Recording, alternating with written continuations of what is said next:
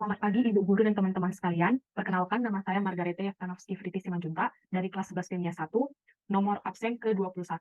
Pada hari ini, saya akan membahas beberapa soal yang berkaitan dengan materi barisan deret aritmatika dan geometri. Kebetulan karena nomor absen saya ganjil, maka hari ini saya akan membahas soal yang berkaitan dengan barisan aritmatika.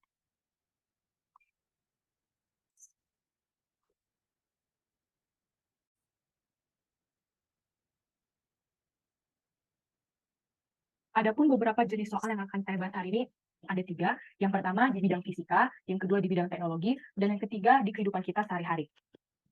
Soal pertama berkaitan dengan bidang fisika. Benedictus merupakan seorang ilmuwan ternama di Universitas Massachusetts Institute of Technology, MIT, di USA, Amerika Serikat. Pada suatu hari, dia melakukan percobaan mereaksikan asam klorida atau HCl dan amonia atau NH3 di laboratorium universitas tersebut. Bene mengamati dan mencatat perubahan suhu dari larutan amonium klorida atau NH4Cl setiap menitnya. Setelah 8 menit berlalu, suhunya mencapai 9 derajat Celcius, dan setelah 16 menit, suhu larutannya menjadi 25 derajat Celcius. Kenaikan suhu larutan ini membentuk barisan aritmatika.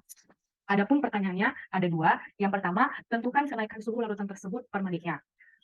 Yang pertanyaan kedua, berapa suhu yang dicapai larutan tersebut jika Bene mengamati reaksi tersebut selama 1 jam?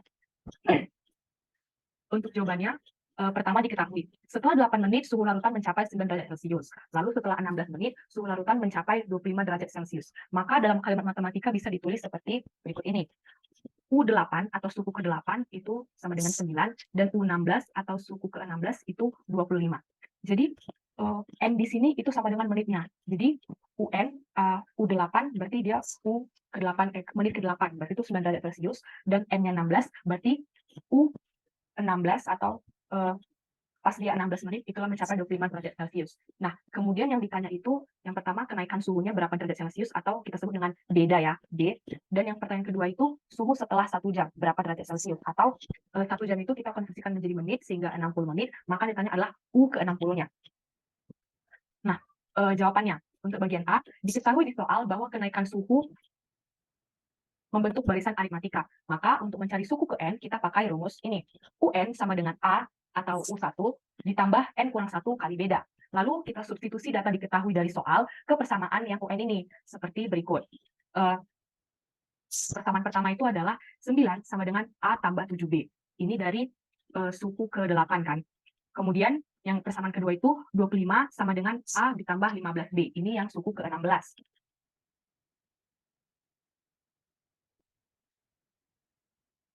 Nah, kemudian jawabannya, kita eliminasilah kedua persamaan ini. A tambah 15B sama dengan 25, dan A tambah 7B sama dengan 9. Kita eliminasi A, maka didapatlah 8B sama dengan 16. Maka B sama dengan 16 per 8, B sama dengan 2.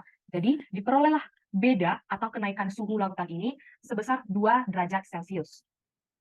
Kemudian untuk menjawab pertanyaan B, ditanya suhu larutan setelah 1 jam. Maka 1 jam itu kita konversikan menjadi menit, yaitu 60 menit. Nah, berarti N-nya itu sama dengan 60. Jadi, untuk mencari suhu ke-60, kita harus tahu nih suhu pertama atau U1-nya, A-nya. Kan? Nah, U1-nya ini bisa kita cari karena kita tadi sudah dapat nilai beda. Nah, kemudian kita substitusilah ke rumus yang di awal tadi. UN sama dengan A tambah N kurang 1 kali beda. Maka kita substitusilah N itu menjadi 8 ya, suhu pas menit ke-8. Berarti U8 sama dengan A tambah 8 kurang 1 kali 2. Bedanya. Maka 9 sama dengan A ditambah 14. Maka didapatlah A sama dengan minus 5. Jadi diperolehlah suhu pada menit pertama itu minus 5 derajat Celcius. Nah, setelah itu kita substitusi nilai A atau suhu pada menit pertama dan nilai B atau kenaikan suhu ke rumus untuk mencari suhu ke N seperti berikut. Kita masukkanlah U60 sama dengan A-nya tadi min 5 ditambah N-nya 60 dikurang 1 dikali bedanya 2. Maka didapatlah U60 sama dengan minus 5 ditambah 59 kali 2, 118. Maka didapatlah U60 sama dengan 113. Jadi, kita peroleh bahwa suhu lautan setelah 1 jam atau setelah 60 menit adalah 113 derajat Celcius. Nah, kemudian soal kedua yaitu di bidang teknologi. Pertanyaannya, Timothy merupakan seorang pengusaha hard disk Octacron di negara Syenonite. Kapasitas penyimpanan hard disk komputer OCT atau Octacron disingkat, tumbuh dengan laju tertentu setiap tahun atau konstan. Pada tahun 2045, hard disk tersebut memiliki kapasitas sebesar 500 GB. Setiap tahun, kapasitasnya bertambah sebanyak 100 GB. Pertanyaannya, tentukan kapasitas hard disk pada tahun 2055. Jawabannya, pertama, diketahui tahun 2045 kapasitas hard disk mencapai 500 GB dan setiap tahunnya bertambah 100 GB. Maka dalam kalimat matematika bisa kita tulis seperti berikut. U1 sama dengan 500 dalam satuan gigabyte, dan B atau beda kan pertambahannya itu sama dengan 100 dalam satuan gigabyte.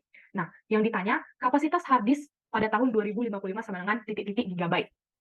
Nah, jawabannya diketahui di soal kapasitas hard disk konstan bertambah 100 GB setiap tahunnya. Sehingga bisalah kita simpulkan bahwa soal ini tuh membentuk barisan aritmetika jawabannya gitu kan. Nah, tahun 2045 kita ibaratkan sebagai tahun pertama atau suku ke-1, U1. Maka tahun ke-2055 kita ibaratkan sebagai tahun ke-11, suku ke-11 berarti U11. Nah, maka untuk mencari suku ke-11 kita pakai rumus UN sama dengan A tambah N kurang 1 kali B.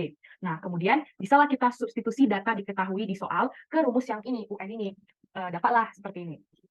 Nih, kita masukkanlah N-nya sama dengan 11 ya. Berarti U11 sama dengan A atau suku pertama ditambah 11 kurang 1 kali beda. Berarti U11 sama dengan tadi U1-nya 500 ya, ditambah 11 kurang 1 10 kali bedanya 100, berarti kali tambah 1000 gitu. Berarti U11 sama dengan 500 tambah 1000, U11-nya dapatlah 1500. Nah, maka kita peroleh bahwa kapasitas hard disk tahun 2055 itu mencapai 1500 GB. Nah, kemudian soal ketiga itu di kehidupan kita sehari-hari. Soalnya itu, planet Navinhara memiliki penduduk sebanyak 700 juta jiwa. Pada suatu hari, pesawat dari planet Cartevia tidak sengaja menjatuhkan sampel virus NFT di planet Navinhara. Hari pertama, diketahui ada 1 orang yang terjangkit virus NFT. Keesokan harinya atau hari kedua, diketahui ada 10 orang. Begitu seterusnya, setiap hari bertambah 9 orang secara konsisten yang terjangkit virus NFT. Nah, pertanyaannya ada 2. Yang pertama, berapa banyak orang yang terjangkit selama 1 tahun jika virus NFT ini tidak diatasi? Pertanyaan yang kedua, berapa lama waktu yang dibutuhkan agar penduduk planet Navinhara punah jika virus tidak diatasi? Jawabannya, pertama diketahui, penduduk planet NVH disingkat dengan Navinhara itu sebanyak 700 juta jiwa. Hari pertama yang terjangkit virus NFT itu sebanyak 1 orang, terus hari kedua sebanyak 10 orang. Dan setiap hari bertambah nih penderitanya sebanyak 9 orang. Maka dapat dituliskan dalam kalimat matematika seperti berikut. Berarti hari pertama atau U1 itu ada 1 orang. Hari kedua berarti U2 itu ada 10 orang. Terus bedanya atau pertambahannya itu sama dengan 9 orang. Nah, terus yang ditanya, yang pertama, jumlah penderita setelah 1 tahun sama dengan berapa orang? Nah, 1 tahun ini kita konversikan menjadi 365 hari. Dan pertanyaan kedua, berapa lama waktu yang dibutuhkan agar penduduk Navinhara ini punah atau gak ada lagi penduduknya? Nah, jawabannya untuk yang soal pertama, diketahui di soal bahwa kenaikan jumlah penderita membentuk barisan aritmetika. Kan tadi dibilang setiap hari bertambah 9 orang. Berarti itu soalnya merupakan barisan aritmetika. Nah, ditanya jumlah penderita selama 1 tahun. Berarti kita konversikanlah 1 tahun ini menjadi 365 hari. Maka untuk mencari jumlah penderita selama N hari, kita pakai rumus berikut. Sn sama dengan N per 2 dikali 2A tambah N kurang 1 kali beda. Nah, kemudian kita substitusilah data-data yang diketahui di soal ke rumus Sn ini. Didapatlah, berarti N-nya sama dengan 365 ya. S 365 sama dengan 365 per 2 dikali 2 kali A, hanya 1 tadi ya, suku pertama, ditambah N-nya 365 dikurang 1 kali bedanya 9. Maka didapatlah 365 per 2 dikali 2 ditambah 364 dikali 9. Kemudian dapatlah 365 per 2 dikali 2 tambah 3.276. Didapatlah lagi 365 per 2 dikali 3.278. Baru 3278 dengan 2 itu bisa kita sederhanakan. Dapatlah 365 dikali 1639.